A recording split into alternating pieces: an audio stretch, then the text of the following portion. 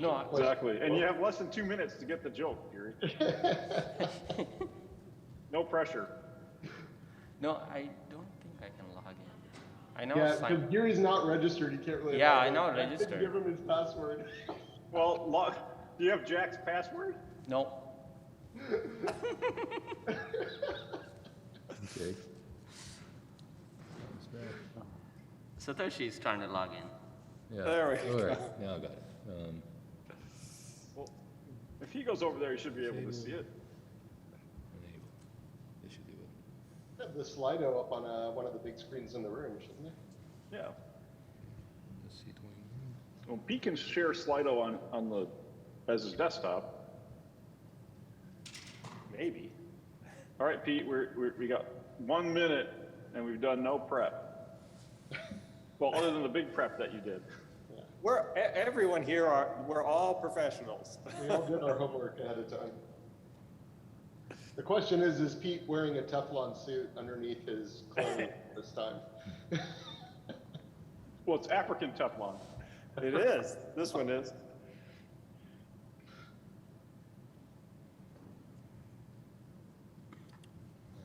Just make sure that if Eric says the wrong thing, that we hit, that special thing Yeah, we we installed on the AOT that's sitting behind him. We can hit the button on it. Yeah. The 5-second delay. I was thinking more of the exploding version, but The exploding version. Well, you see, it's cracked open so that I can remove the devices. Speaking of which, Eric, we did finally set up a nice way to add a user, a plain mortal user, so you could log in and develop code as a mortal user. So they're working on that. Should be a day or two. do mortal users have like a little bar that tells them how much life is left in them? When you're Exactly. developing? That's right. So you have to gamify development. You have to win more life energy points to stay That's developing as a mortal. The problem was that as soon as Eric got his node, he cracked it open and then Broke it instantly. Satoshi voided log the in warranty my laptop. entirely. I can log in mine. All right, so we should ask the Connection that I can just Zoom use. session 8. I could just use I'm sorry, I forgot your name. This works. Satoshi? No, Zoom session 8. The room. Jack. Our helper. I think his person. name was Jack. So she let me in early and set things up, but just want to double check in the room. Right now everything is set up. Gary, can people are there? Shannon. All right. Can't connect on this either. Oh, yes, I did. All right. Just tell it- And once I start sharing slides, it'll show up on the screen.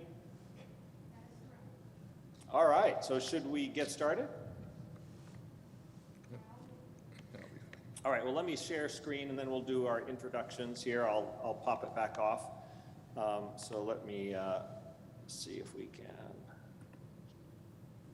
do this. All right.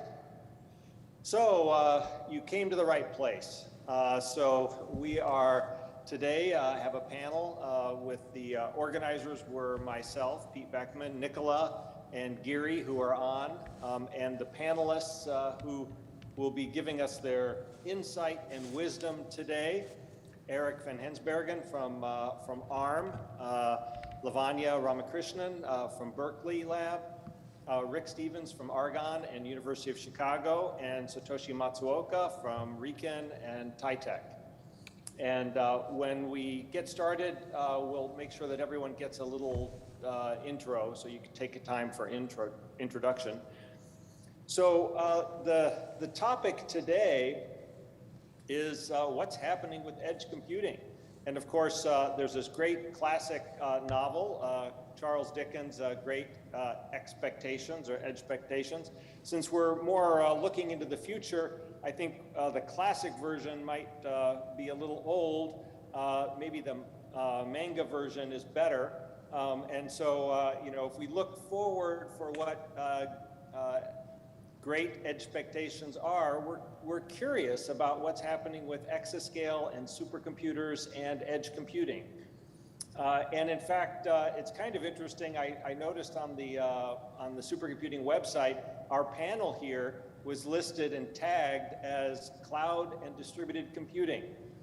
There is no edge, so there's no tag yet. We're already breaking the mold. We're already too far ahead. So we have 4 panelists, and we have a little bit of an interesting format. We're going to talk about that in a second, but I wanted to give you just a very high-level view of some of the things happening in Edge and what does it mean. So a lot of people already, first question is, so what is edge computing anyway?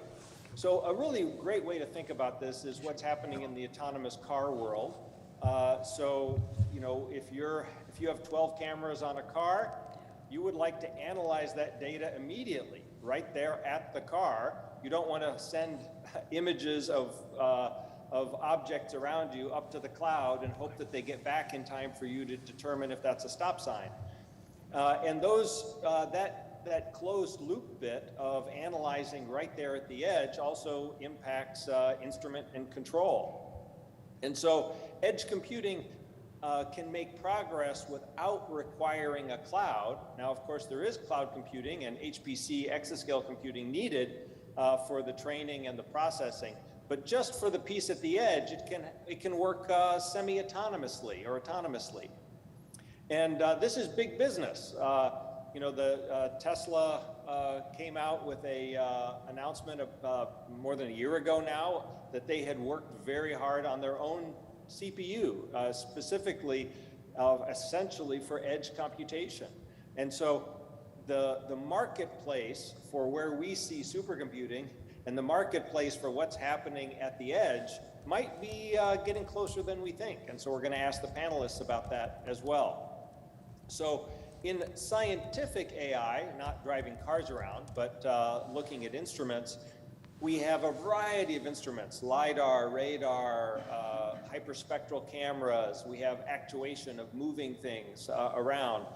And this is where the supercomputing link comes in, is that data set can be quite large. The LiDAR, the radar, the hyperspectral, or even just cameras, thermal images, audio, all of that can be quite large, and that needs to be analyzed and then to build models that are suitable for the edge. And so there's a data reduction that happens after training that's possible. There are some good reasons, already obvious reasons, of why you live out on the edge. You have more data than bandwidth. You can't send it all to Aurora or another supercomputer. Latency might be important, like the car driving question, or if you have an autonomous instrument, an APS, or something that you have to adjust beamline elements within a few milliseconds or microseconds. Of course, there's security and resilience issues. So there's good reason why we have to keep the computation and certain kinds of computation out there on the edge. Now, we have a project at Argonne and Northwestern and UChicago that we've been doing this work now for about 9 years.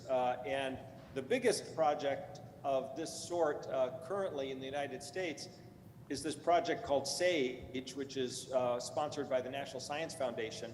And it's to build a cyber infrastructure that spans the country that can run edge computation on lots of instrumentation. And it involves Nicola and Ilke and Charlie and Scott Collis, Valerie, Jim Olds, Dan Reed, Gene Kelly, and others. And there are really, in our development, there are 2 parts to this. One is that software stack for running edge, and it can run on generic nodes. But there's also specialized computation that's happening. And in fact, behind Eric Van Hensbergen on his shelf back there is one of those nodes. One of those nodes that you can see in this picture. This is a AI platform which leverages the hardware by NVIDIA and ARM and builds into that the computation necessary to happen at the edge. And everything from wildfire detection to understanding bird calls can be done using this model. We have a partnership with Berkeley in this. So this sort of is a backdrop of what's happening in the edge computing world. And all over, there are great science problems. water, flooding, people, species, climate, many kinds of problems, and there are good computer science problems in there too.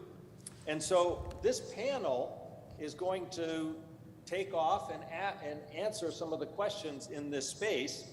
And we've posed 5 questions to the panelists, and we also have a wild card. So let me explain how we're doing this. The panelists don't know what order they're in. I'm going to pull up their slide and they're going to go.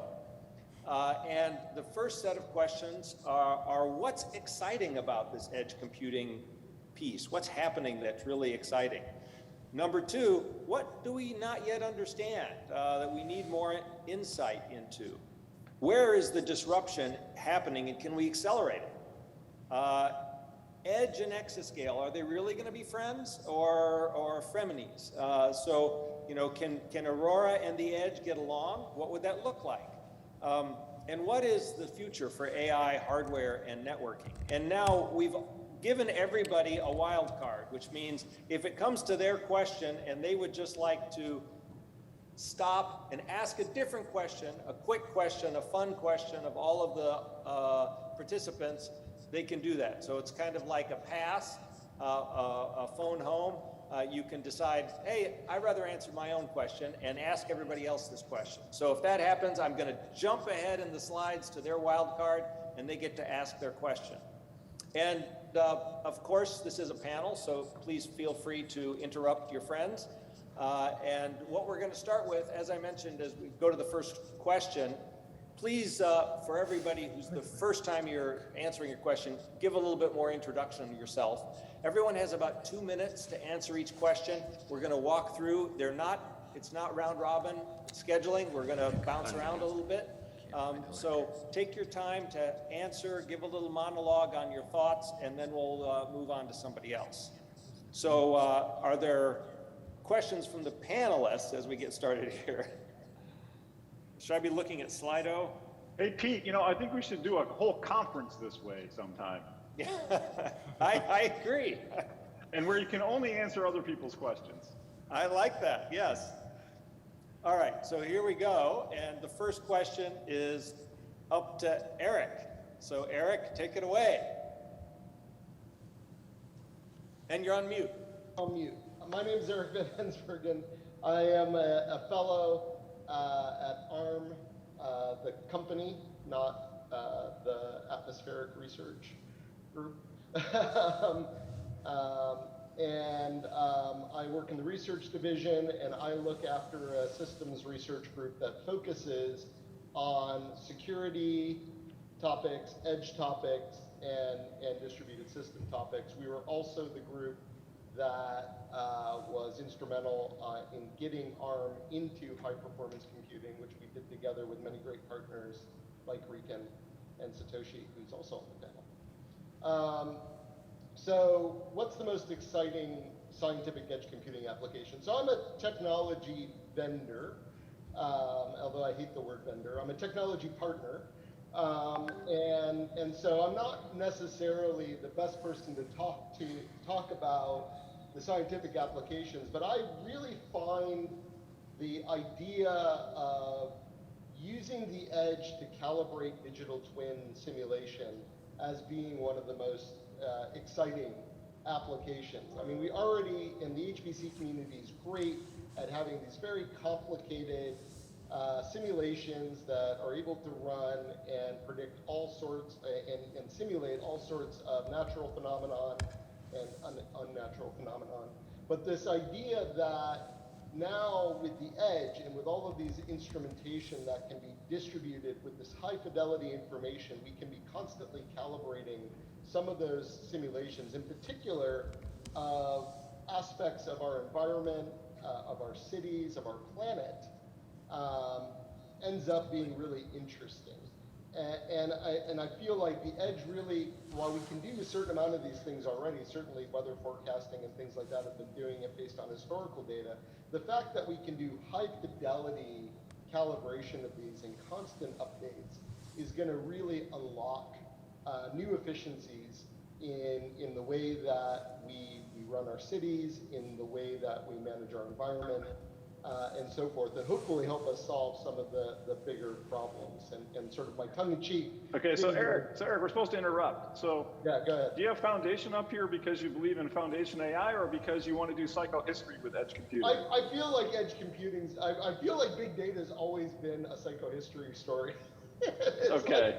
It's always about using math to predict the future and predict our society. And actually, I put this slide up here just to create controversy amongst the geeks in the audience on the television show versus the book.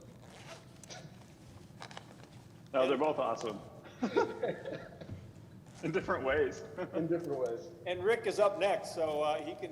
Oh, okay, that's a clever transition. All right, I'm Rick Stevens. I'm at Argonne and University of Chicago. Let's see. I'm trying to remember what I wrote here. What's the most exciting? Okay, so, I was thinking about satellites. So I think we're missing a big major component in the ecosystem. So we have this planetary surface that we live on. It's kind of two-dimensional-ish. We have big computers and so on, and we got edge, but we're building another layer. It's very controversial at some level, but we're going to have communications and computing and various things up in orbit, and we're just going to keep building up there. One of the things that's interesting is that is an environment for edge computing.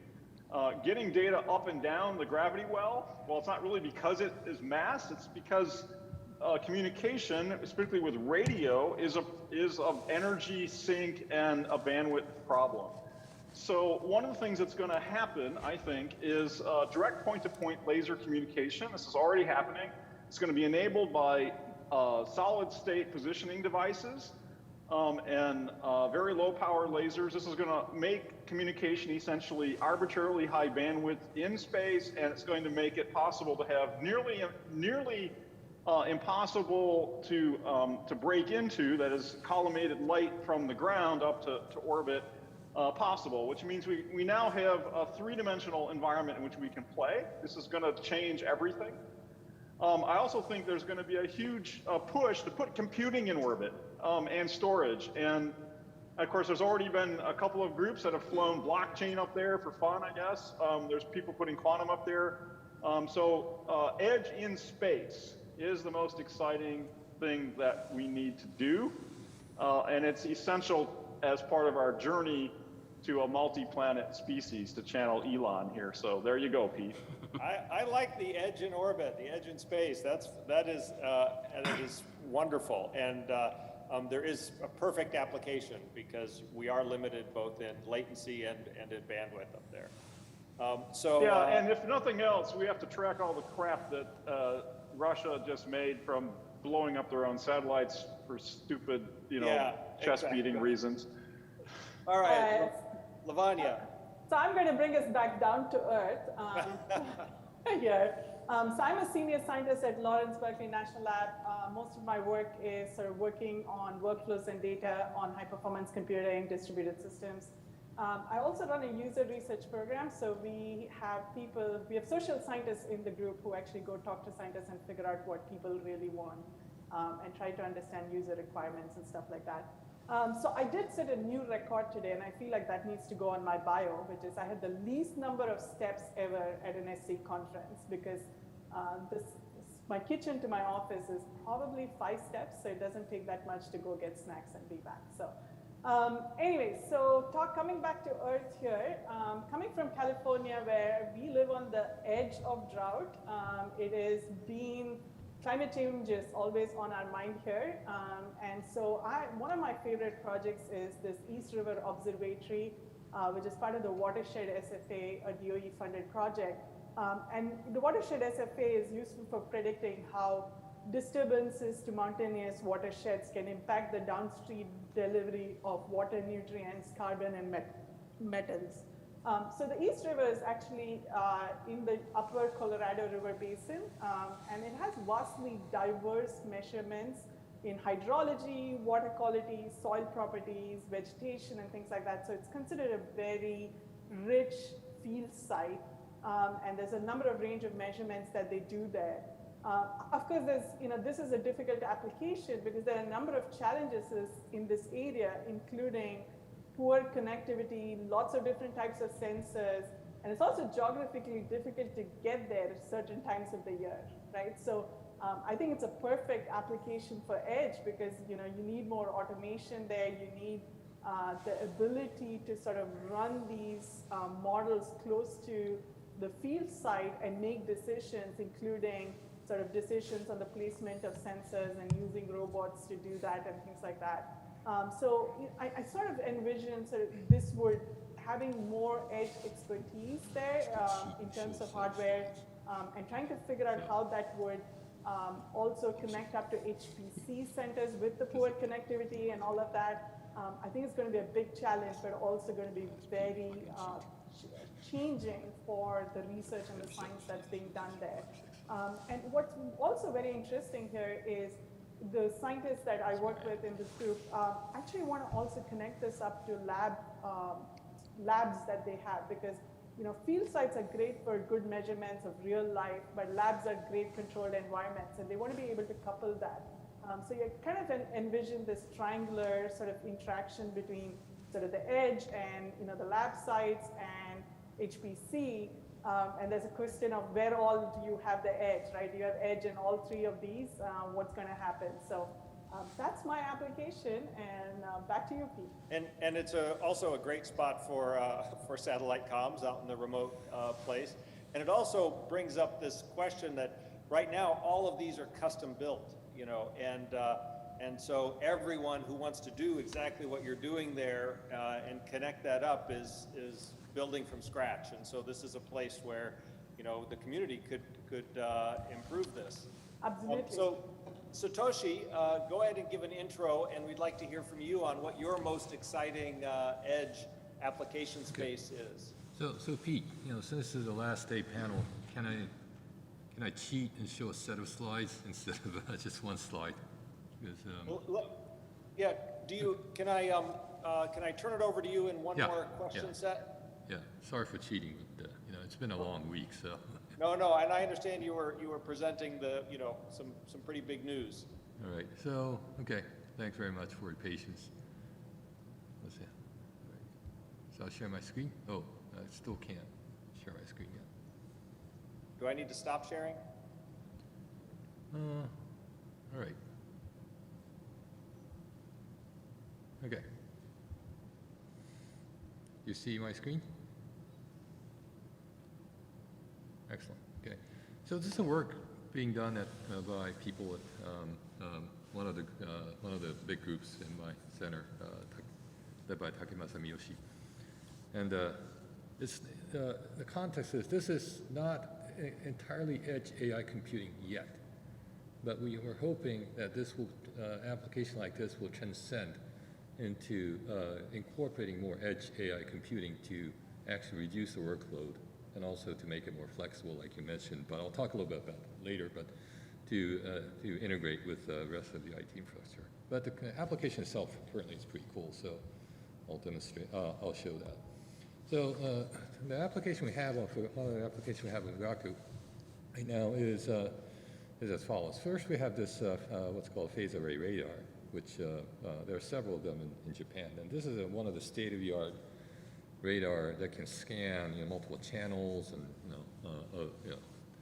scan through the sky and look at it's very different from traditional weather scanners.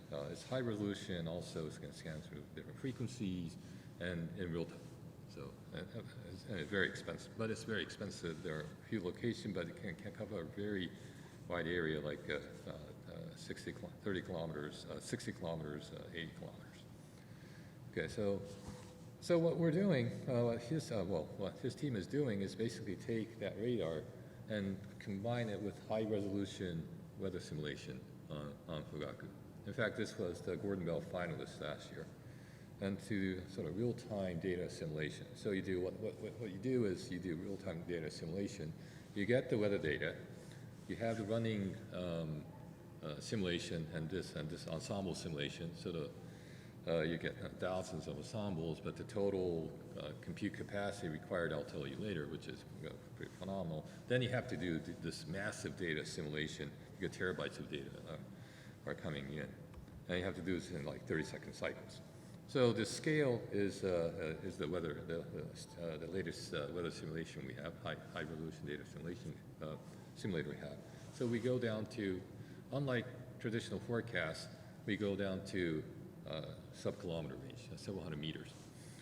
But this allows you to say, predict the exact weather patterns, the weather phenomena occurring like 30 minutes later from the simulation, and continuously correct the trajectory of the simulation by this LETKF, is a common filter data simulation program. But this needs to be done in 30 seconds. So every 30-second interval. So as your simulation is running, this is a multi-petascale simulation running. Then you have your data acquisition real time from this latest and greatest weather radar, and then you do data simulation, data simulation. This has to be done every 30 seconds. So it's quite a bit of, and it says the number here, 8,000 nodes on Fugaku. And in fact, this gives you a really accurate forecast. So this gives you, this is a map of Tokyo for those who are familiar with Tokyo map, looks familiar.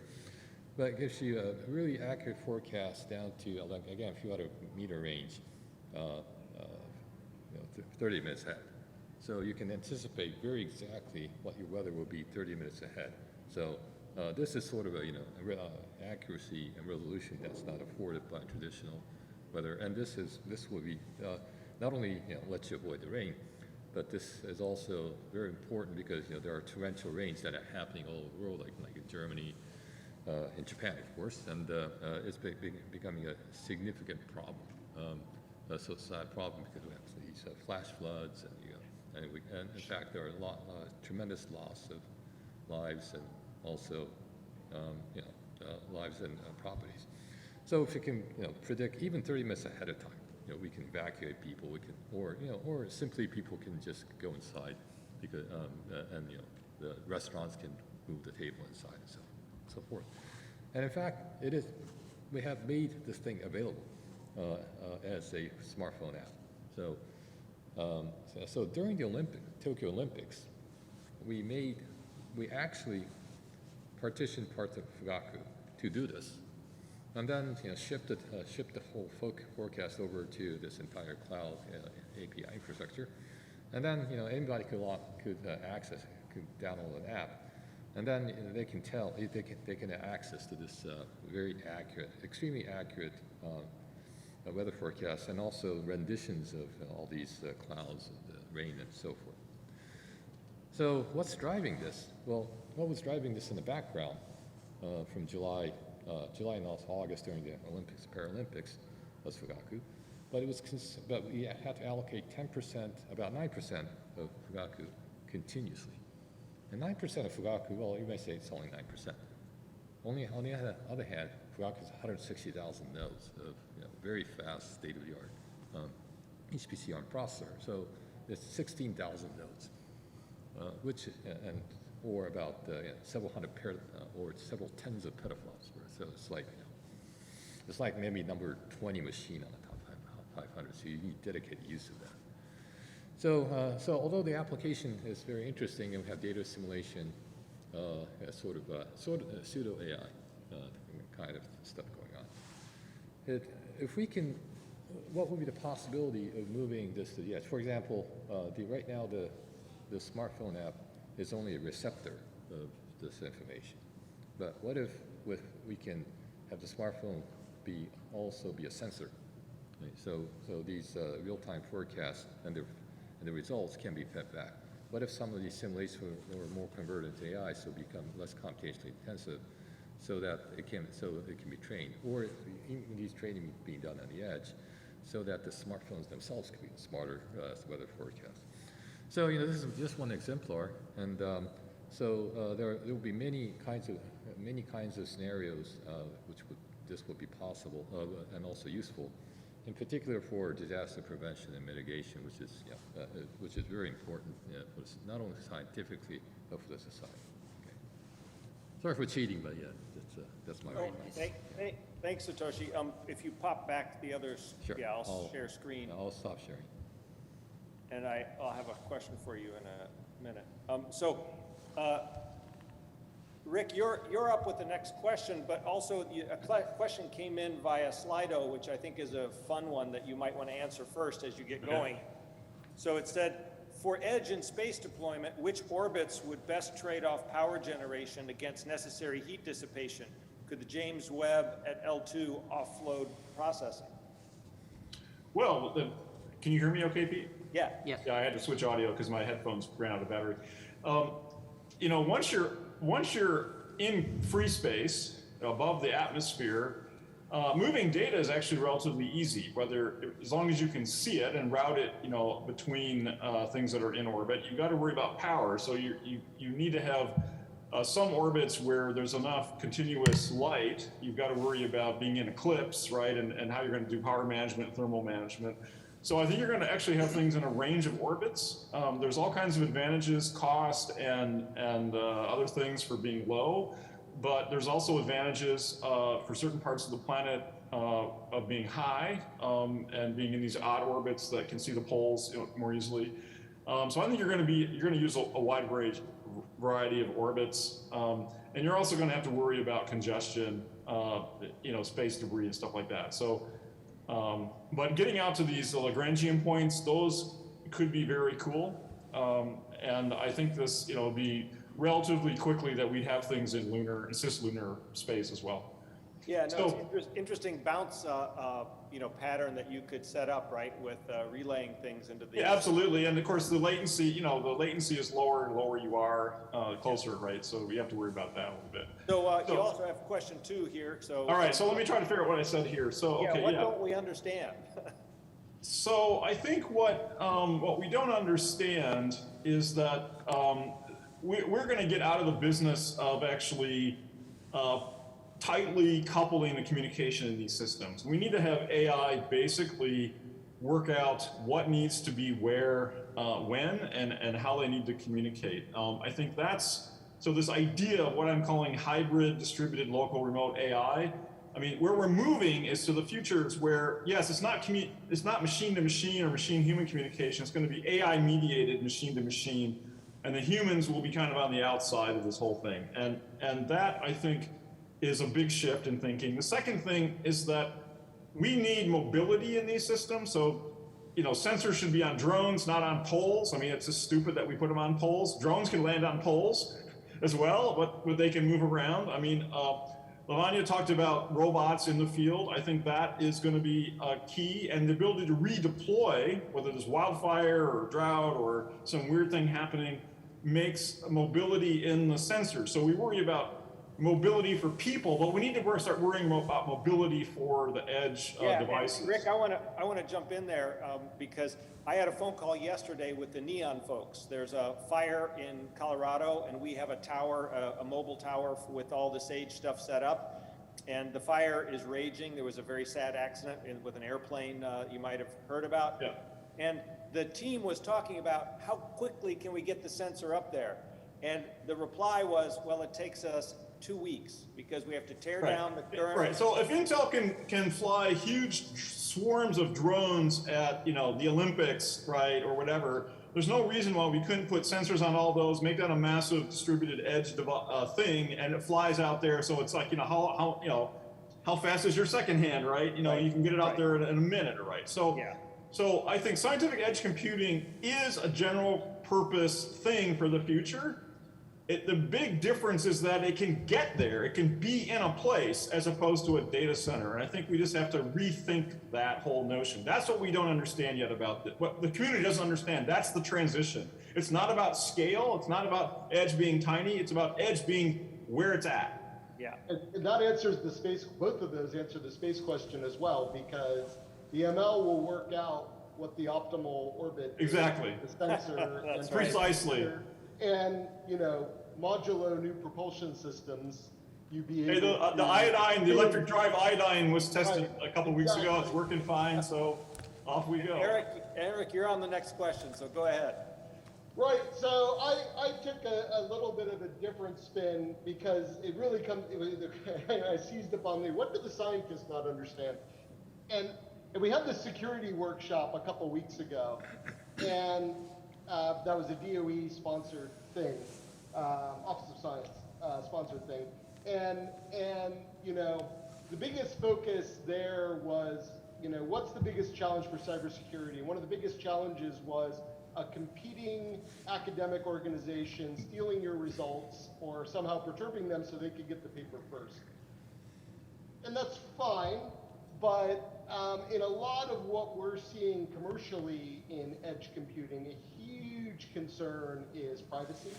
And how do you do privacy preserving edge computing, and how do you protect people's personal data, whether that's medical data or prevent mass collection of face recognition and so forth, and how do you provide those guarantees with all of these great sensors? How do I know that Edge is definitely more invasive, and so right, it's everywhere, and you see it there with its cameras.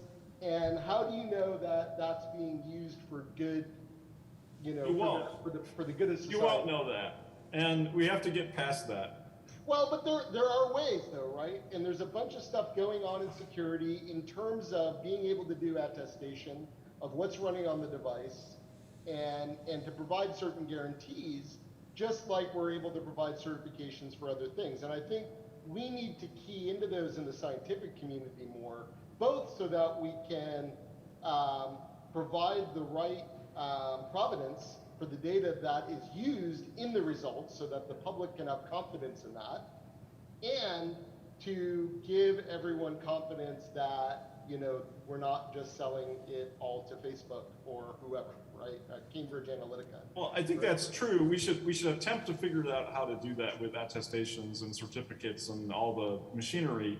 But then there'll be side loading, and there'll be ways around all of it. And at the end of the day, I think we're gonna have to be bifurcated here, right? We try to make the system that's deployed under the public interest as safe and secure and private as possible. But then you're going to have defensive mechanisms around the rest of it, because you won't have control over everything. Absolutely, Nobody, right? And it's all about secure boot, secure over-the-air update, the right level of transparency where other people can't get access to the private data, but they can verify what's actually running on the device, right? And I think there's a huge area of research here on how to do this effectively and how to do it in a way that ends up being approachable by the public as well. Like, okay, which public citizen is going to do compare the hashes of the attestation to what should be running on the device? And Lavania's third point here is about security and trust, so it's a good transition. Go ahead. Yeah, I could keep going on about this, but I've decided that we're coming up to the almost half of our panel, so it's time for me to deploy my wildcard. Oh no! All right. All right, hold on. I need to pull this up here. There we go, by title. There we go. All right, so I expect everyone to get up and dance here for this one. Whoa. So Edge-pectations will dance to the tune of which of these songs, and you can do your rendition of the song if you want. So. All right, we'll start with Eric's answer. I think it's Living on the Edge. I don't have it queued. You have to have it queued up to dance to it. You missed your opportunity, though, to make everyone lose Whamageddon early with C, I think. All right, Satoshi, what's your pick? Answering this question? Yeah, you must. Yeah. It's going to be your theme song, Satoshi. Yeah, I don't know. Better pick it wisely. Well, actually, none of these, because I'm a Yes fan, so I'm like close to the edge, which is a classic progressive tune. Yeah. I pick close to the edge. Yeah. All right, and Rick. Well, I'm thinking I must go with Edge of Heaven, because I'm doing the space theme thing, but because also Wham is probably the most edgy of these bands, I would say. So I'd say Edge of Heaven. And I was trying to bring it up here to play it. I know, I tried this morning to get my playlist queued up. The technology didn't quite cooperate. So. Turns out it's also a movie. The Edge of Heaven is a movie, I guess. we didn't. It's a Turkish-German drama written by a person called Faith Atkin. It sounds great. We should. Do you want to just switch over and play that movie? Did you have a pick? I'm going to go with Lady Gaga, Edge of Glory. So, All right, excellent. All right, let's go here. We got.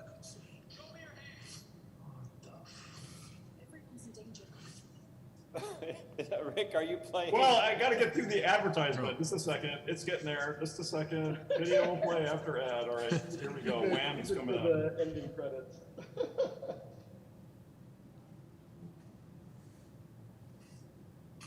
We don't hear anything. You can't hear it? Yeah, noise canceling is part killing it. There you go. Oh, it's probably the copyright thing.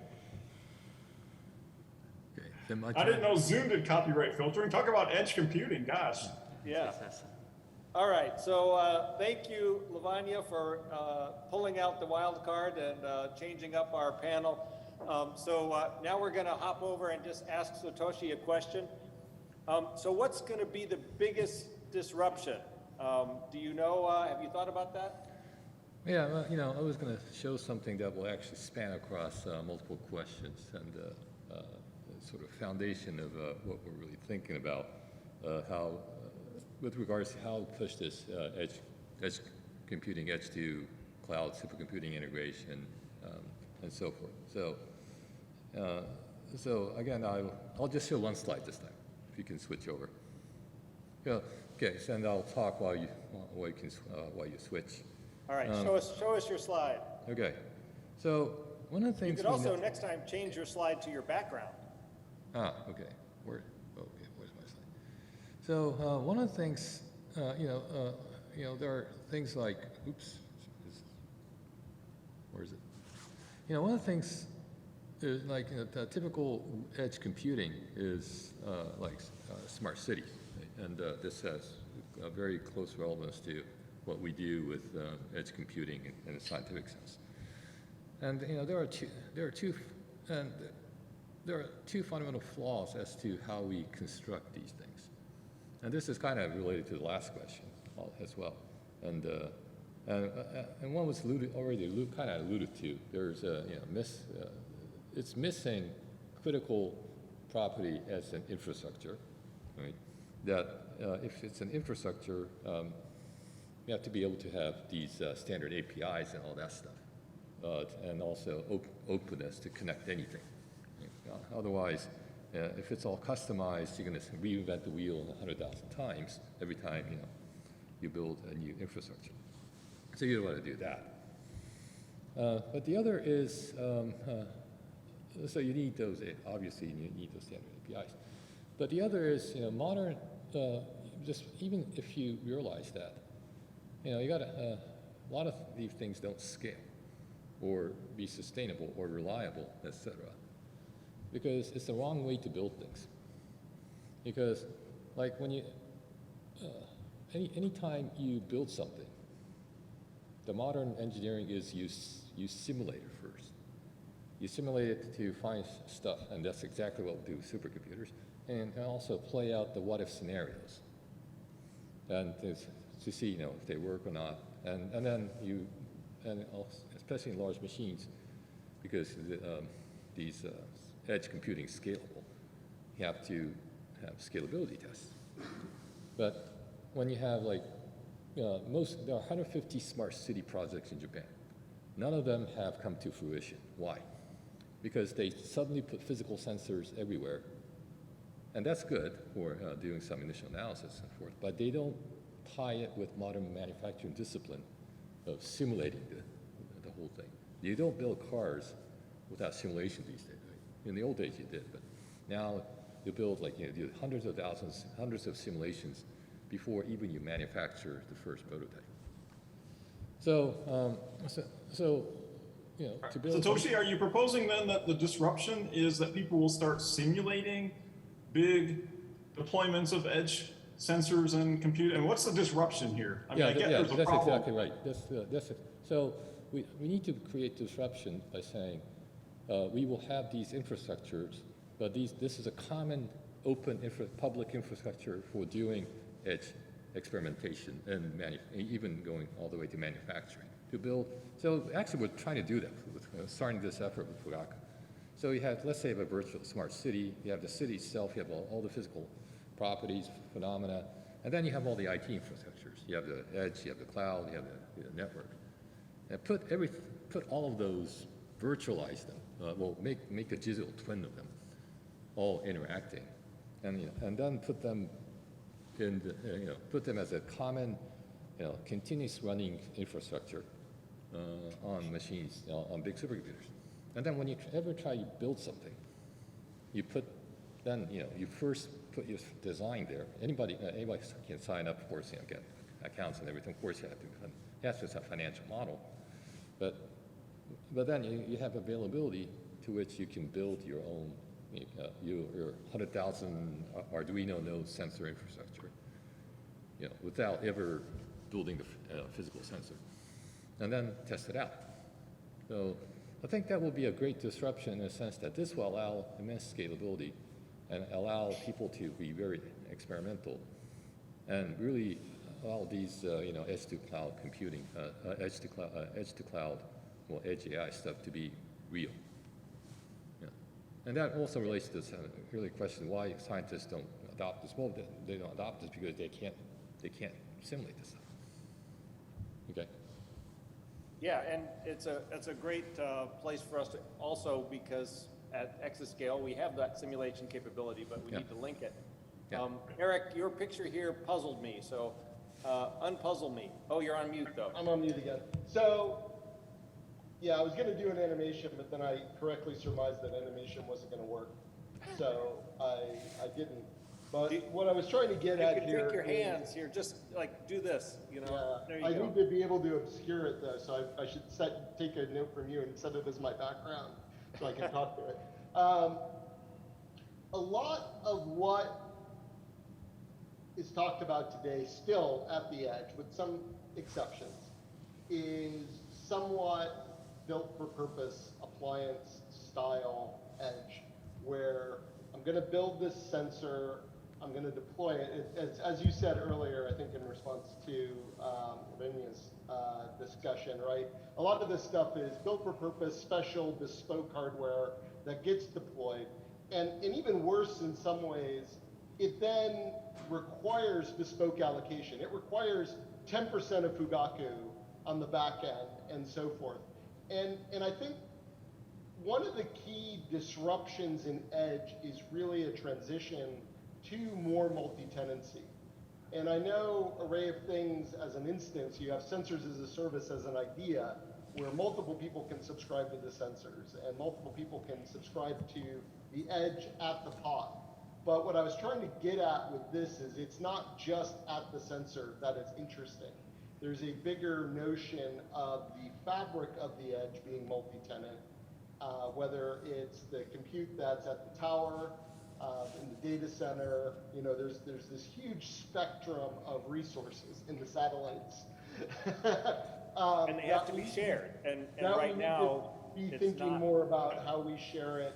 And I think the key element of what we can do to accelerate that, I mean, there's obviously system software work that we all love, or I love, going off and doing. But the other big element here is thinking about how you structure your workflow, or building the AI that helps you structure your workflow, to steal from Rick's earlier comment, that lets you kind of do this more fluidly, because everyone just wants to write their little bit of Python. They don't want to think about how that bit of Python is going to distribute from the sensor to the edge compute, to the tower compute, to the core network compute, to the back-end data center. And I don't think we have the right models yet for scientists to be able to use this, because they want to just sit in their Jupyter notebook, which is great for prepping things out, but that doesn't help them kind of map this onto this new fabric we're building. Yeah, that sharing is a big, hard problem. And Fernando's in the next booth, by the way, in the other panel session on reproducibility. Exactly.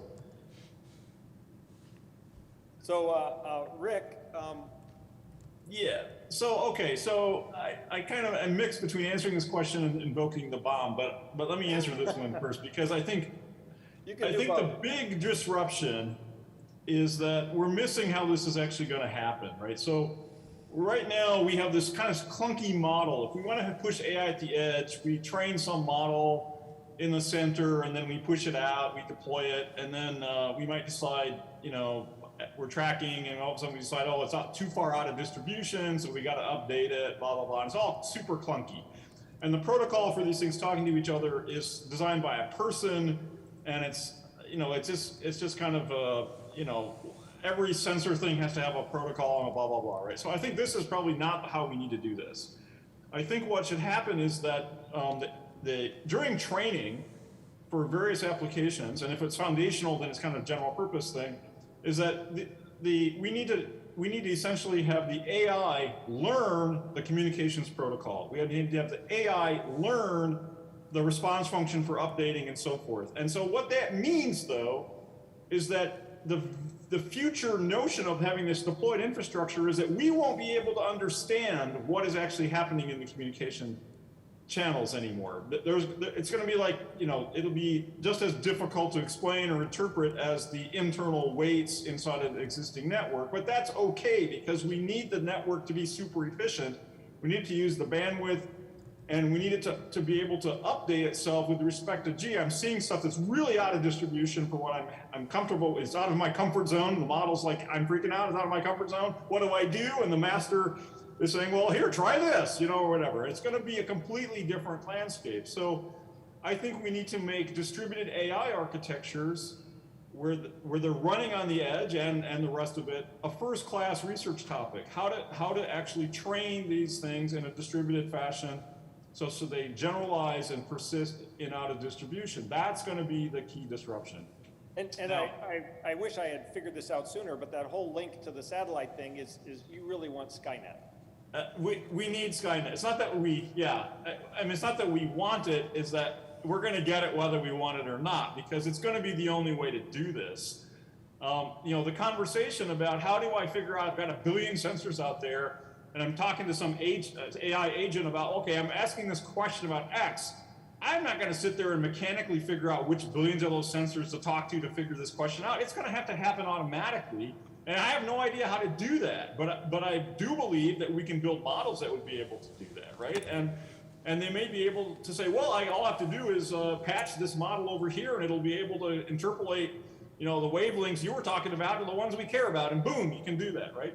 But if a human has to be in the loop on that, it's not going to happen. So anyway, can I vote the bomb now? Multi-tenancy too, Rick, because yeah, of course it's going to be multi-tenancy because that's the business model, right? The business model is going to force it to be multi-tenancy, just like the clouds are. But you're not, even if you understood your problem, you're not going to understand the 20 other problems and how your problem interacts with it on the shared resources. Exactly. So all right, wild card. Okay, so I want you to trash other technologies that are overhyped, right? So I've got a big list. I'm sure you have a list. So what's your list of most overhyped technology? And don't be kind, be cruel. All right, go for it. All of them. All of the above? Should we call on Gary for I think so. Gary needs to weigh in on here.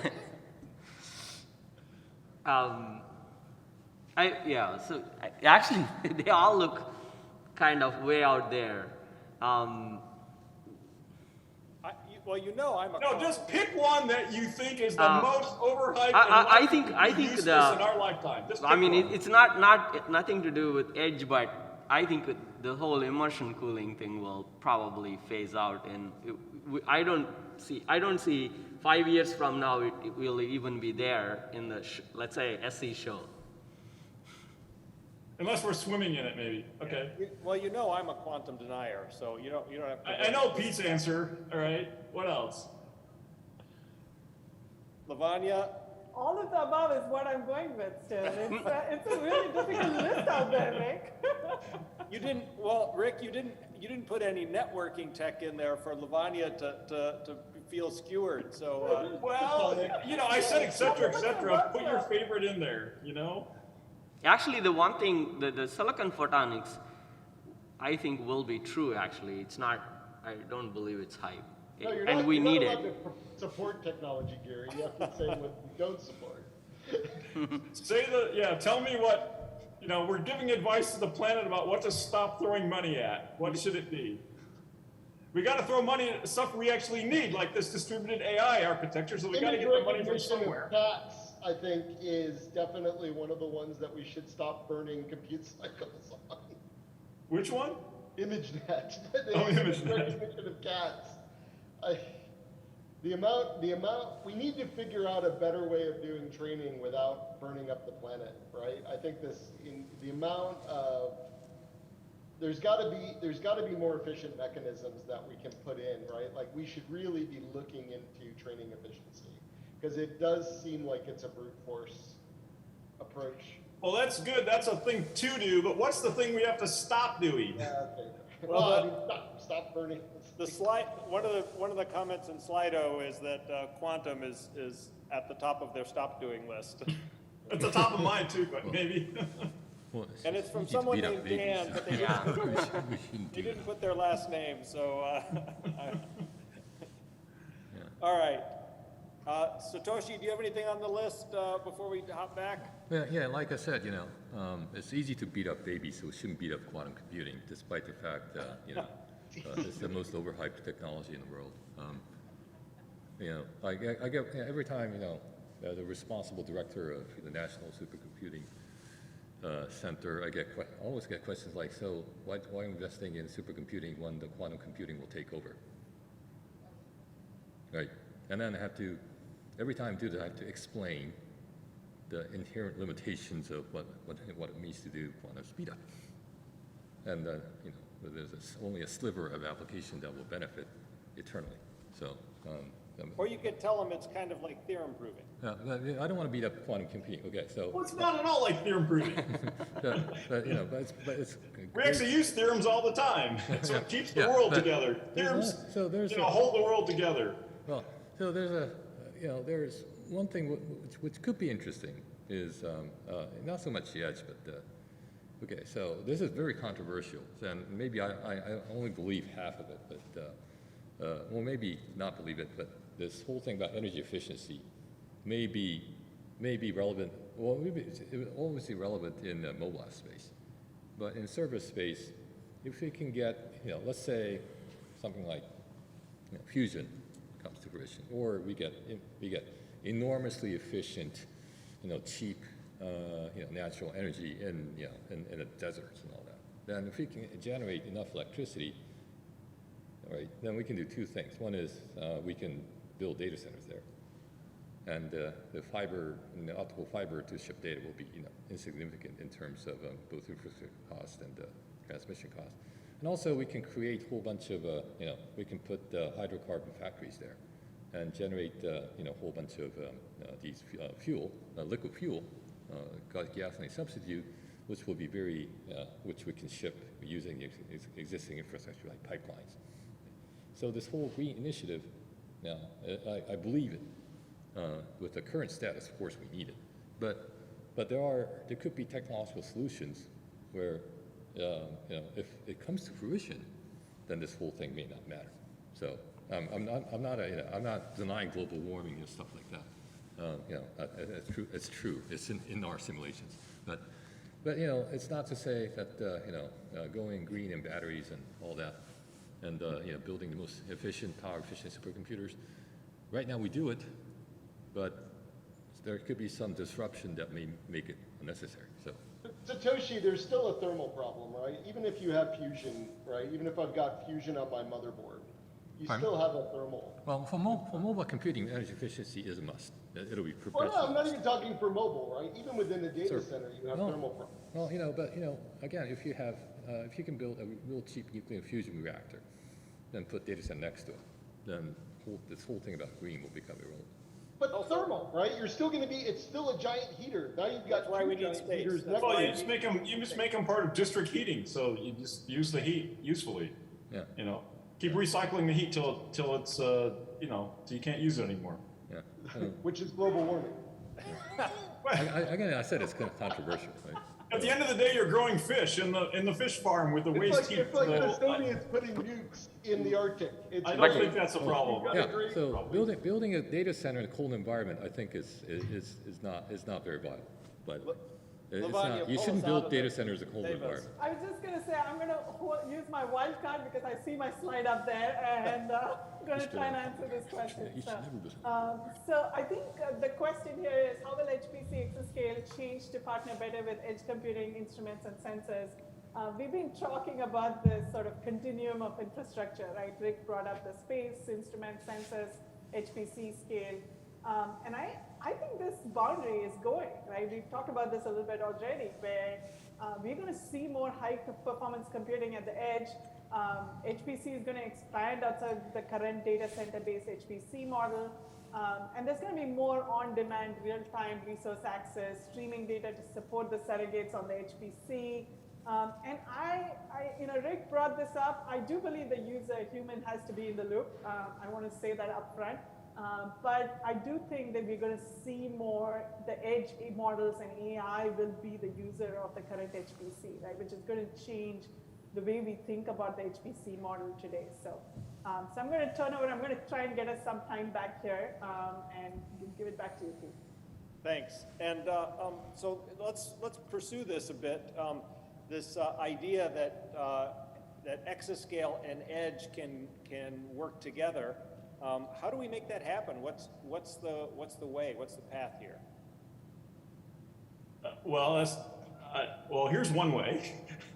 All right. So if you think of the challenge that we've got brains in a vat currently, right? Our AIs are brains in a vat. They have no arms, legs, eyes, whatever. We just feed them simulated neural inputs. And what we need to do is actually fix that. So if we sensorize the planet and put computing at the edge, because remember, we're going to train this as an integrated AI system, then this actually moves us towards a planetary embodied AI, right? And I think that is the big goal, because that will allow us to actually, get away. There's this huge movement right now towards, self-supervised learning, because it's a pain in the butt to create labels, right? But we still have to find the data, we still have to organize it and so on. And we want to get away from that. We want the system to just learn from the environment directly. And that can happen this way. And that would be probably the most significant partnership between Exascale and Edge. So that's my pitch. And so Rick. what's the objective function then that helps make this happen? Well, more powerful AI, an AI that actually can directly respond to questions or queries or prompts about the actual physical world. So anything that we're currently doing now, where we put sensors out in an environment and then we build this big tool chain like wildfire stuff. Imagine that now is just internalized into the infrastructure spontaneously. That's what we're talking about, right? So thinking of sensors as peripherals in a body, just like your eye does a certain amount of local processing, that's edge computing, because you can't have 100 million nerve fibers out the back of the eye. You couldn't move your eye, your head like that. So it learns a compressed representation and then sends that to the brain, just like sensors elsewhere in your body, right? So in some sense, edge is creating that sensory network and the integration and computing and sensing at the edge needed to actually create an embodied system. And whatever you want to do with it would be the application. That's the opportunity, right? Yeah. And I've heard speakers on this brain-body link before, and it's very fascinating, the idea that the design for the sensor has to include the filter for how the AI perceives it, and these two cannot be separated, and that's really what we're doing now. Yeah, I mean, in biology, of course, it's co-evolved, right? I mean, bodies co-evolved with the nervous systems and so on, and so that relationship is kind of already there. But we have to create it and accelerate that co-evolution, co-design to make that work. So Rick, will your slide writing AI sound like you? The future embodied AI that is Rick on a panel. We'll have And dancing. I think it'll take a while for that one. Gary, get your guys on making us a bobblehead brick. I want a bobblehead. I want to be like Jensen with bobblehead. Yeah. I want to plug my GPT into the bobblehead. So Eric, what are your thoughts on this? So I was just using this as a hammer to once again say maybe it's finally time for us to transition from batch processing in HPC to something a little bit more dynamic, because the edge is going to be a constant real-time data flow, like Satoshi was talking about with some of the weather models. All of these things are going to be consistent. The idea that we need to continue to spool all of this off to tape until we get our allocation on the supercomputer needs to move to be a thing of the past, and we need to figure out a better way to make this a more dynamic flow. And I put the Amazon Lambdas up as an example, but I mean, that doesn't have to be the only embodiment, but we need to move to a much more dynamic system, right? Which is something we've been talking about doing for 20 years. Yeah, and the cloud guys have done that, and a lot of groups that want dynamic behavior sidestep the supercomputers because it's just easier to push it through the Lambda, right? Right. So we really do need to address that. And I know that some centers are, NCSA, TAC, Argonne, there are steps in that direction, but we do have a long way to go, right? Right, right. Eric, we're bouncing back to you again. That's why I said so it's good that you did this, right? Because it's related, right? And I was going to focus in on the networking versus the AI hardware. But a big piece of that is actually the way we deal with how we set up the networks on these things, right? So, you know, with HPC, it's all MPI run, or at least mostly MPI run, and we get a fixed set of ranks, and I talk via ranks, and that's just not a sustainable way to deal with how we do with things on the edge. And the cloud's better, to your point, but at the end of the day, you drill into what Kubernetes and these things are doing, it's still kind of fixing these allocations. And yes, there's a level of elasticity in the way that they're allocating these containers or virtual machines or whatever. But really what you want is something a lot more fluid. And you think about, you know, the brain-body model, and you think about the way our brain constantly is reorganizing itself and reorganizing its networks.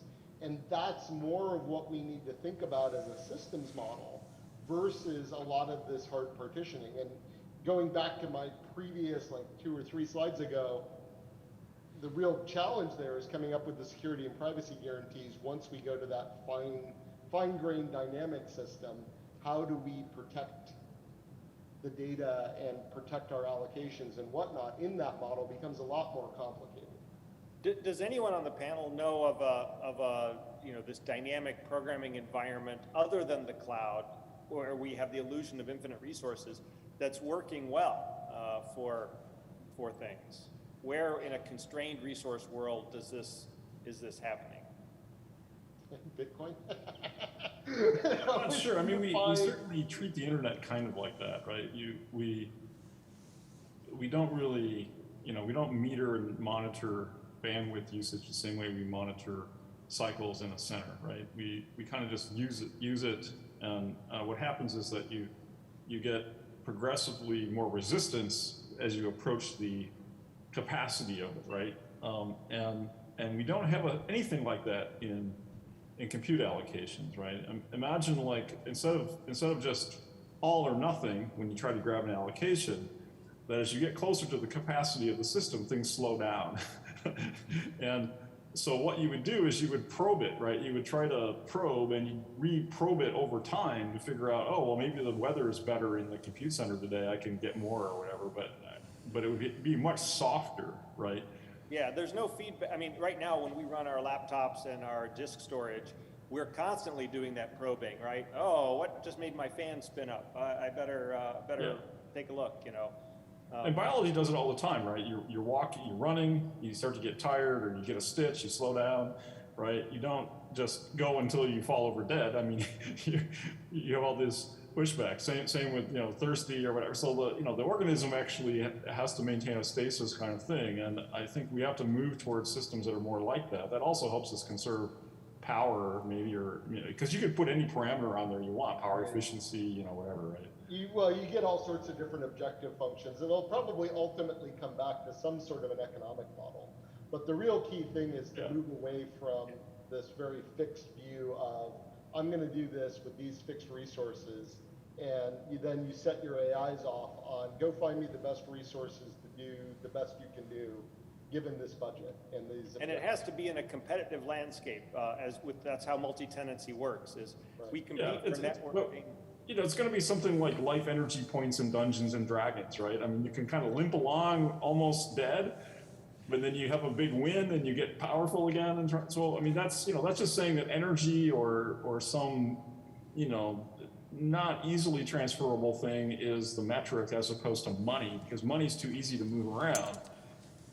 Energy is actually more difficult to move around. Yeah. Electricity is somewhat easy, but, you know, in a world where you're trying to actually minimize energy, minimize CO2 or whatever, unless you're Satoshi and you got a nuclear reactor right there, and then he can, you know, power his characters longer.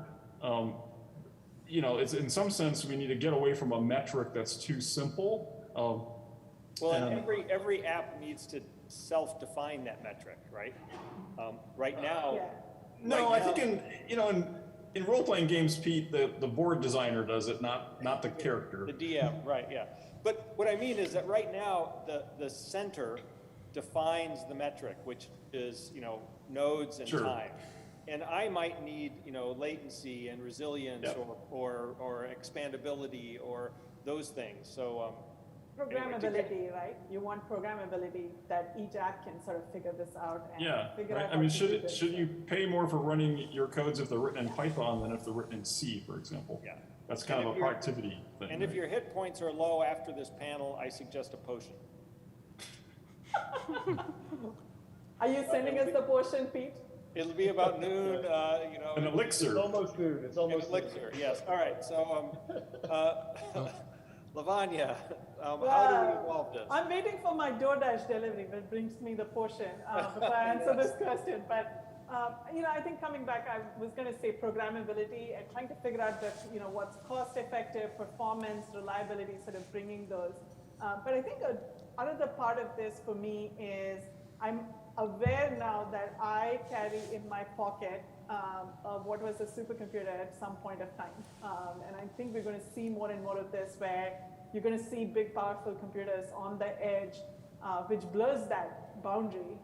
And also, you know, we've always had this question, which I get a lot as a workflow person, is, do I move my compute or do I move my data? And we're not going to see that, right? Because hopefully hardware and networking will enable us to basically say, yes, we can do this because we're going to bring the compute to you, bring the compute to the data, and not have to move all that data to HPC, which is what we've been doing traditionally. So that raises an interesting point, right? So a couple of years ago, I was speculating around this idea that in the future, we won't have dumb storage anymore. So any storage device should have enough compute in it that it can learn the distribution of the data. It can actually train itself, because storage devices are mostly inert. And they're passive. But if you imagine all storage devices in the future being active, then the idea that you would move the compute or move the data, neither of those makes sense. Exactly.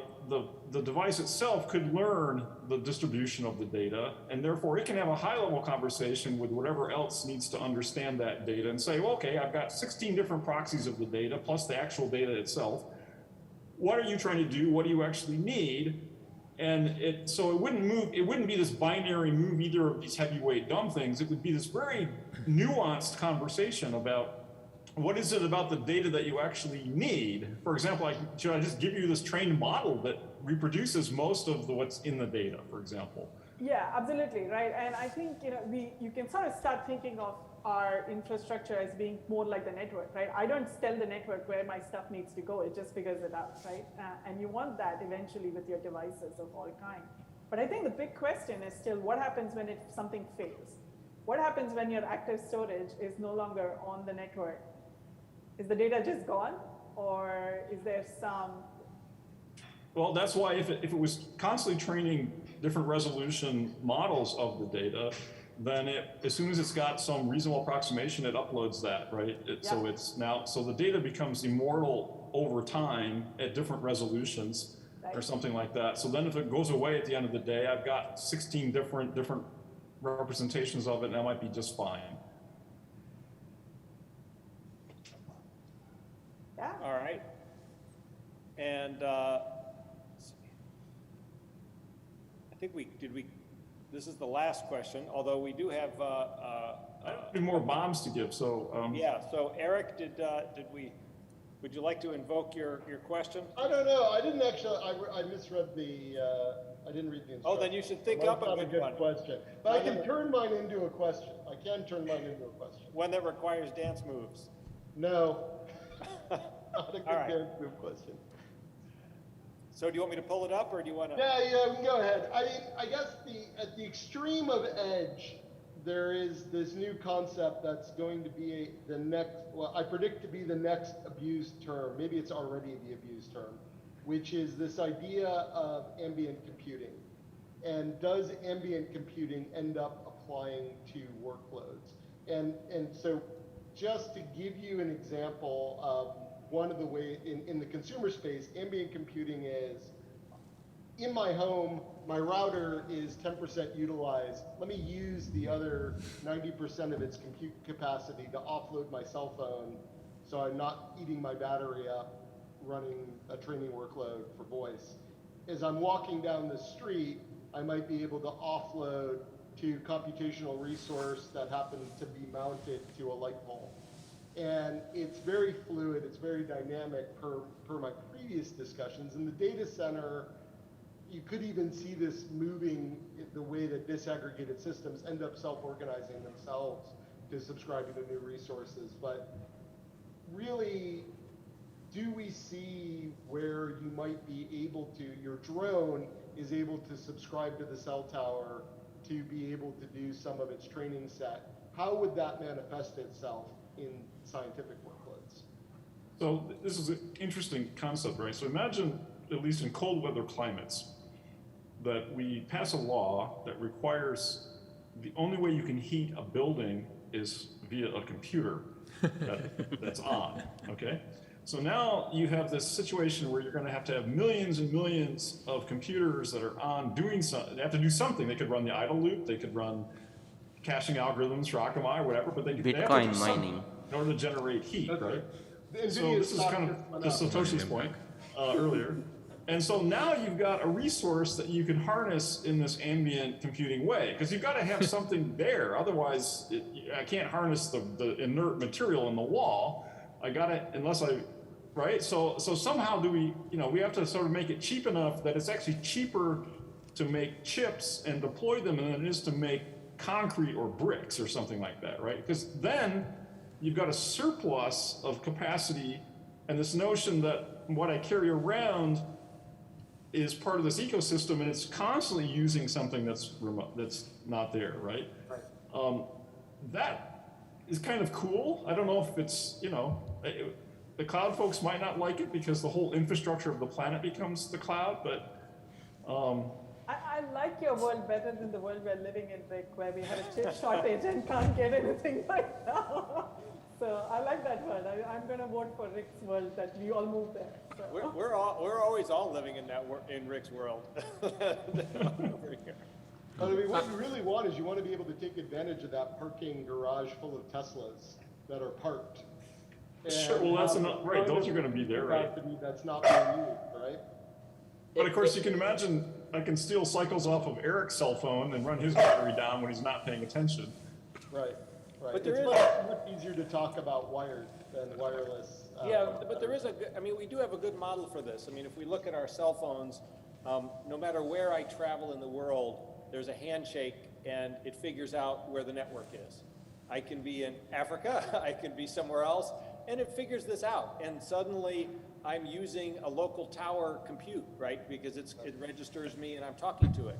So we really could imagine something like the edge computing that uses the constructs we've built with cell phones that registers, finds resources, and just, you know, uses them in the same way I get my scratch credits when I'm in Africa and I apply them. I would apply them to my local resource and I would be computing there. Also, if you were a cell phone provider, right, or maybe a cell phone infrastructure provider like Ericsson or something like that, you might say, well, why don't I put in every one of my base stations a compute server infrastructure, and then that becomes a distributed infrastructure that can be tapped into by application developers and so on, right? That hasn't happened yet, but of course... Rick, it's already happening. The MECs, the 5G, 6G. Yeah, 5G, of course, kind of almost requires that, right, at some level. Yeah. But it's to have low latency services. It's a pretty clunky thing. You know, the 5G thing is like they're doing x86 VMs, you know, in the... Yeah, it's kind of clunky, but... And that's what's kind of supposed to be represented in the center is, you know, you can decompose your application into these sort of microservices that can be deployed in lots of different ways and in a much less funky, much more dynamic fashion, right? Mm-hmm. Well, you know, the danger of ambient computing always, you know, people point out, you know, your cell phone turns into, you know, a group of cell phones turns into a massive Bitcoin, you know, mining scheme, you know. Stuff like that, and and also these are purpose-built things, so they also have to provide the functions, and you know, and also being at the edge and physical, they can be even a danger. You know, you see a whole bunch of science fiction movies where, you know, edge devices are compromised and do all these evil things. But having said that, in order to realize an infrastructure that will involve, you know, being able to configure, have a platform for configuring these edge infrastructures to do something, and they're usually dynamic, you do have to steal some computing cycle. Right? I mean, it can't be done at zero cost. So there needs to be provisions at the you know, mechanism level to be able to do that. And then at the how to control resources, well, resource control never should be done by humans. It should be done by AI. We do, you know, or algorithms at least. We never do register allocation ourselves anymore because there's a good algorithm. Why? Resource allocations are basically something that should not be done by humans. So, so if there's a trustworthy, certified resource allocation algorithm or AI that will allow you to, an agreement overall that it's doing the right thing, then, and then, you know, stealing some of the cycles from ambient for your purposes and then you have a whole bunch of other people, a whole bunch of other applications doing that, but with under the certified control of these trusted AI doing that, then I think although, you know, I won't move all my computation, but some of the computation that needs to be at the edge will be moved over in a very safe fashion. So, I think, so we need those technical elements to implement this, but once that's there, I think this scenario will be actually necessary to involve true edge computing infrastructure. And just a follow-up to that, I mean, if we believe the world of virtual reality and augmented reality, that you know, harvestable ambient computing has to be, you know, several hundred yards away, so that I can actually use it in an augmented way, right? Well, it certainly means that for some, if you're in, you know, the metaverse, omniverse, whatever verse you're in, nursery rhyme verse, that you're going to have a different quality of experience if you're in built environments versus non-built environments, right? And I think that's, you know, that's interesting. You know, is that stuff really, is this really the edge though? When we're talking, you know, this idea of having a lot of ambient compute. Is that really edge in the way that we're talking about it? I mean, what is its purpose, right? I mean, is it supposed to be doing something other than, I mean, if its only purpose is to augment whoever's walking by with the stuff, then of course it's a type of edge computing. I think the notion behind it, Rick, is it comes back from the same notion that built cloud, right? A lot of cloud, well, depending on who you believe, right, came from bespoke data centers, had lots of idle resources, so let's figure out a way to monetize that. Yeah. There's a lot of compute in your home and in every business and on the street, that is mostly idle most of the time. So is there a way to utilize that? Well, I mean, wasn't Amazon, I mean, maybe Amazon, you know, was proposing to do this, right, with Alexas, right, that they somehow bleed bandwidth and share it with your neighbor and this kind of stuff. I don't think that went over all that well. Well, we had to opt out. I mean, right, the standard setup right now for many edge things is you have to opt out of them using it. Right. So I think Amazon is experimenting with that. I think you know, Xfinity, Comcast, whatever, was doing it, right, because all of a sudden, you know, a few years ago, all of a sudden, boom, there were all these hotspots, and you're like, what the hell? My house is now a global hotspot as well, right? So why you don't use their router? Well, so I mean, there's two things there, right? One is the incumbents don't want this to happen for reasons that were said earlier, right? It might cut into the cloud business to a certain extent. The other reason is people don't want this because they're worried about their privacy and security. Yeah. So if you solve the privacy and security concern to the public's satisfaction, then this becomes a much more palatable option. And you can look at, you know, from an edge work case, right? If you look at Helium, which make LoRa routers, they basically have an opt-in, kind of like the old phone Wi-Fi networks.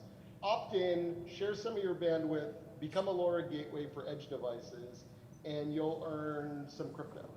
Yeah, unless there's a trade that I'm willing to make, right. You know, I think you're right. It doesn't, you know, no one volunteers when it's not a right. No one wants to do it for free. So we're going to go back to the barter system, right? Like that's what worked all those years. So. Right. Yeah. And microservices and microservices. But I think to Eric's point, though, is that on the slide, right, is the scientific workload. So if I mean, you know, this kind of makes sense for, I don't know, non-scientific, personal, social media, blah blah blah kind of stuff. But for science, well, what does that mean here, right? So,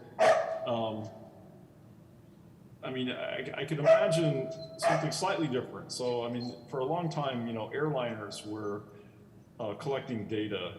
You know, planes, as they flew transatlantic flights or, you know, transpolar flights or whatever, would collect data that would then be used in, you know, meteorological weather data, ships, and they still do it. Yeah, they still do it, right? Yeah, so is there a computing equivalent of something like that? That's for science. I mean, where Rick, and my bigger question is, you know, ever since the cloud model started, it's only accelerating both collecting data and computing power into these very few bigger and bigger cloud companies. Do you think, or other panelists, that this edge computing models move that back into this what Eric called ambient computing or any others, or edge devices simply accelerate this further accumulation of data and computing into the center? Yeah, that's a good point. Yes. That's a super good point, because I think it's a super critical problem that we've got, right? So we can't afford a future where only a handful of organizations have the vast majority of capabilities for just two really stupid reasons. I mean, there's lots of reasons you might argue, but I would argue for two stupid reasons. One is it puts you at huge risk of failure in those infrastructures, right? So if you because they're run centrally, if you have a DNS error or whatever that takes out Facebook or Google or whatever, it could take out thousands, millions of things all at the same time, right? And that's happened, right? The second thing is that if you're going to train a workforce, young people, about how to build and create these things and evolve the future, then you can't have the knowledge for how to build and maintain infrastructures capped inside a handful of companies. It's got to be something the public sector, the education, you know, small private companies, whatever, can experiment with and do at scale, and to learn it and to reinvent the future, right? So there's all kinds of other reasons why you might not want it, but I think those two are really fundamental. There is a reasonable economic model here, which would say that you can never monopolize the edge. Yep. In the same way that there will always be people who fix cars, They're not monopolized because they're distributed. They're where your car is. If you have right to repair, yes. Yes, right. And so Right. you can monopolize the manufacturing of the car, but the service is always distributed in our economy. Yeah, but imagine that this was just one piece of monolithic silicon Yeah. at, you know, Yeah. 1 nanometer, you know, whatever. How would I repair that? Right. I So mean, maybe, yeah. we're about at the end for our experiment here in virtual hybrid panel with wildcards. So are there any closing comments or questions as we get wrapped up before Shannon kicks us out? Yeah. Okay.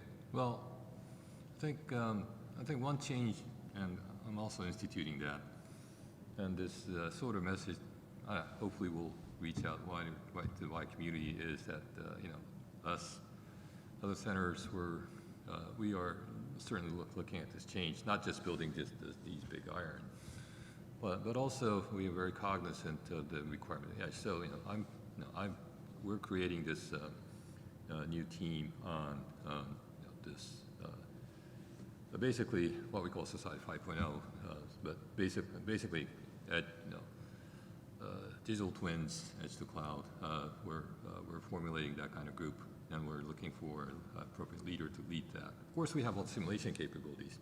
We have whole system capabilities, but we need someone who's in particular have expertise in building these kinds of working on these. Are you offering, Satoshi? Are you offering to host scientists to come to Japan? Is that what you're offering?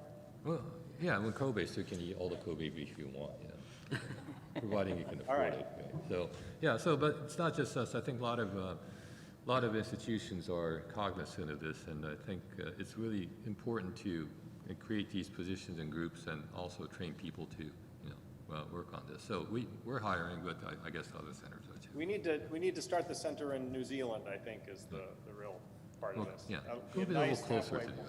U.S. Nicholas will support that, I'm sure. Yeah. So I want to thank everybody, you know, Nicola and Giri for helping us with the organization, and of course Rick and Eric and Lavanya and Satoshi. We had fun, and there were a lot of great ideas. I have some great notes from the slides. Folks can dive in and take a look at the Slido comments. There were a lot of fun questions as well you can always follow up with. So thanks everybody, and thank you, Shannon, for helping getting us started here. Thanks, Pete, for organizing. Yep, thanks. See you guys. Bye. See you soon.